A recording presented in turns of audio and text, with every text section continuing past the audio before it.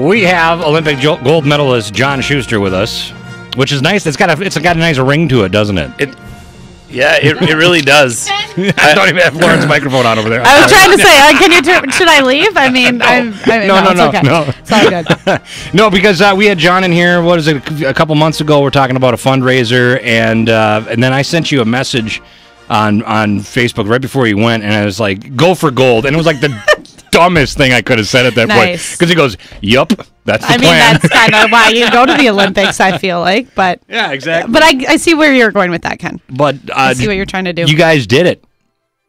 So happy for you. Amazing. You went for gold. See, if I hadn't have told them that, it may not have happened. Maybe it was maybe you had a big part in that. So here's what I want to ask you.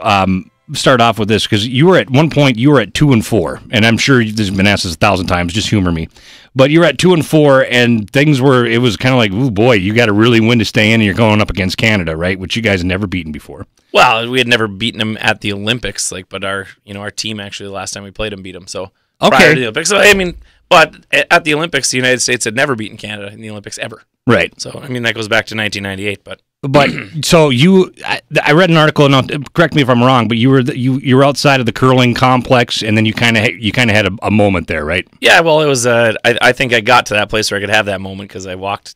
I pushed my 2-year-old in his stroller along with my family and listened and let my wife talk me off the ledge for about because about a 20-minute walk all the way across the village, and I probably wasn't extremely nice to her. I was kind of just.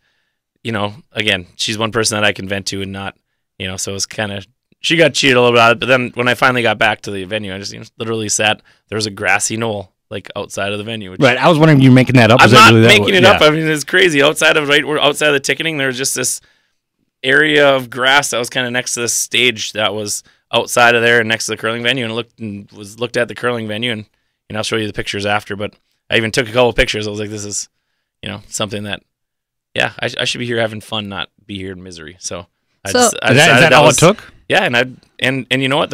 I'd let myself take the pressure off a little bit. Right. That's a lot of pressure. I can only imagine. It was, and honestly, it might have even made it to the point where when we were standing at that podium, I thought I was going to feel a lot different than I did when I was standing up there. But I think it was. I don't know if, like I said, I don't know if something clicked or if I snapped or what in that moment from that. I was a lot less emotional on the podium than I thought I'd be. Really? Because you had a smile from ear to ear. I mean, I was expecting to be a bubbling, crying fool up there because, I mean, I cry during medal ceremonies when I'm watching the Olympics or in Summer Olympics. What has been your favorite part of everything that's happening? Because now you're on this press tour, you're on Jimmy Fallon, you have a gold medal. What's been your favorite part, though, of everything? Honestly, I think it's it was getting home, and I mean, we didn't even get to really share it with our families because when we were out there, I saw my wife and kids for about 3 minutes while we were out there only after we won, which was a huge bummer. And, I think a lot of our team felt a little bit cheated out of that moment. But when we actually finally got home to actually share this moment in time with the people around us that have supported us so much, and I mean, it literally goes back to when I was in here last time, and we're fundraising to get our families over there with us. And there was so much community support and support from our local curling clubs, and so getting to come home and share this moment with the community was probably been the most special thing so far. Right. Yeah, it's amazing too. You got a police escort home? Oh my gosh, that was insane! Literally, we got in this bus and we drove to Lance Snyder's house and dropped off the polos and then headed down to the curling club, and from the airport all the way, I think to Lance Snyder's, there was cutting across Haynes Road. Every light that happened to be red, there was about 5 or 6 or 8, 10 squad cars, I don't know, a million, out in front of us and stopping traffic, and we never stopped at a red light. And man, that is star treatment. treatment. And honestly, my 4-year-old and a good friend of my wife's 4-year-old are sitting in the front seat of that bus, and they literally thought that was the coolest thing they've ever seen, and it was one of the cooler things I've ever seen. So right, that's cool. So things have obviously changed quite a bit here. I mean, I can't imagine you're even really. It's got to feel a little surreal at times, right? For sure. I mean, the fact that you're standing out on a street corner in New York City and during the daylight, and we couldn't.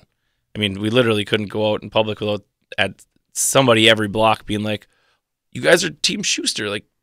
And I mean, My favorite comment, and this is a little bit overboard, but we were at the Capitals game to deliver out the first puck. Yeah, I saw that. And which was an insane moment. But we're in the concourse, and we took pictures with hundreds and hundreds and hundreds of fans the entire night. And right away from we got off the bus, people saw us, and we hung out in the tailgate area, and then whatever, because we were there for 5 hours. Mm-hmm. And literally, as we were walking across to go down to do this puck thing, we're walking, and the NHL is pulling us through the crowd from the suite we were sitting into the ice area, and there's people are walking along and trying to take pictures with us, walking, and it was literally celebrity status. And someone walked by and they're, look at that, it's Steve Shuster, the new Beatles. It felt like they were telling the truth. Well, man. that's a good compliment. Yeah. So if you were one of the Beatles, which Beatle would you be? Did you guys figure this out? I think I'm probably Lennon, man. Yeah, you think you're Lennon? Well, I'm kind of the skip, the captain. That's probably yeah, I suppose. I mean, and then Ty for sure. Would be definitely McCartney. Okay. I mean, it's not even. I mean, that's exactly what he is too.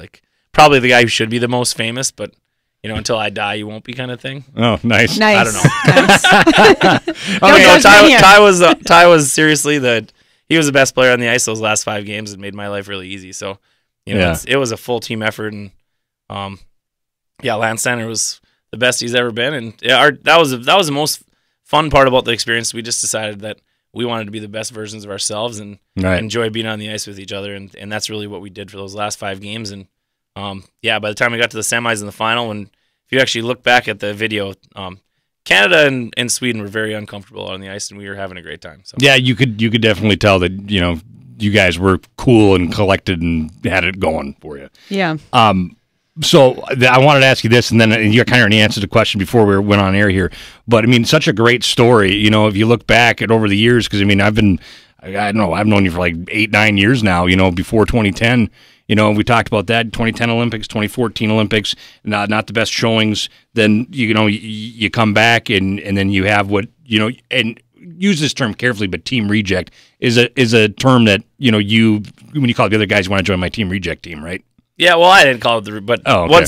once we were out there, and that was what happened. 3 of the 4 of us were the last 4 cut from the national team. I mean, we got coined it by somebody else. We didn't necessarily. Okay. No, I was I'd actually looked back at a Facebook post, and I was like, well, I said, didn't make the high performance program, but I'm lack of funding / support hasn't stopped me recently. I was like, anybody wanting to join my own high performance team, come along, kind of thing. And then that's where it started. And I got 60 messages from 60 different curlers being like, hey, I'll play, and got to basically have my pick of the rest of the country of who either didn't try out or got cut, and ended up with this squad of as people call us rejects. Right. But that didn't last very long. It was about a year worth, but it ended up okay. Mainstream media loves a story like that. Oh yeah, of course. It's a lovely story, and I'm gonna love it too. Story. So so you go on that point, and then you go beat everybody. You go to the high performance team. You go through all the training. You let them. They support you all the way through towards the end. Obviously, you win. I mean, this is like a movie right here, right? So the question was, is there any talks about that? Can you say anything about that? All I can say is we've been bombarded with emails, messages, groups. We even have a couple different groups that want to fly up to Duluth to pitch their idea on what to do with that. Really? And they want to buy our life rights to make the movie. So we'll see how that goes. I was talking to actually one of my really close friends. It's a VP of creative content at Disney last night on the phone, and she was laughing and being like, this is.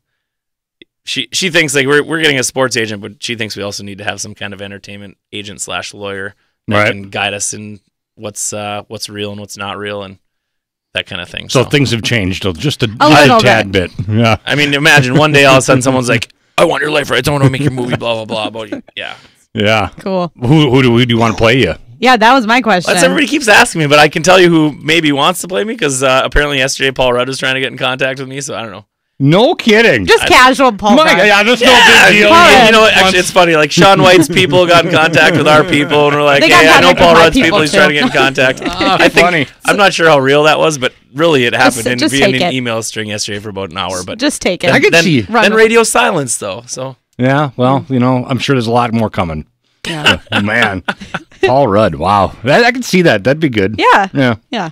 I think Chris Pratt might be a good one in there somewhere too. That's what Hamilton wants. Chris Pratt. I could see the Hamilton one. But Chris Pratt, he's a little more local than to me. Than he's originally from Virginia, right? Yeah, he's born in Virginia. Yep. Yeah. Okay. Ooh. Well, John, you got a lot of places to go. You're we busy. don't want to take any more of your time. Yes. No, man. This is Thanks for like hanging I out said with to us. you. I appreciated. I wanted to come in here when I got back, and and appreciated you guys obviously giving us time and space, and honestly not even asking. I asked, can I come in and hang out with you guys? Because you guys have been part of I've been part of this radio station back since 2000, I think even 6, man. Longer than I have. And I was bummed that St. Jude happened while we were gone, and usually it's this week, so I was thinking I was going to get a chance to come in and do a little bit of that. Boy, that'd have been something. Yeah, well, there's always next year. There's next year. Okay. And then are you looking at curling in another 4 years? Are you looking at it again?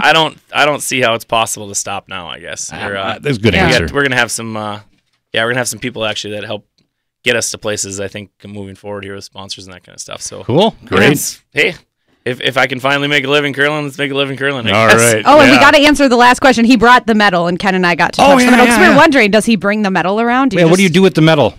I have a nice little case that goes with in my pocket when I go somewhere. Do you sleep with it? No, I got a spot. It hangs out with my 2006 bronze quite often. They become pretty good buddies. I can take that off your hands. Now you have a gold. Yeah. All right, John Shuster, thank you so much. We're very proud of you. Very happy for you. Thanks a lot, guys. All right. It's 7:18, B105. Keith Urban coming up.